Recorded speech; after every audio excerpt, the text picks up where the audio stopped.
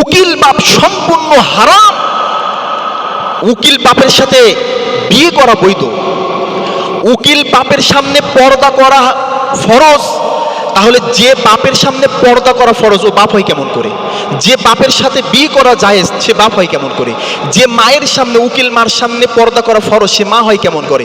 যে উকিল মায়ের সাথে বিয়ে করা যায় সে মা হয় কেমন করে? তার মানে কি? এটা সম্পূর্ণরূপে হারাম, ইসলামের দৃষ্টিতে এটা হারাম।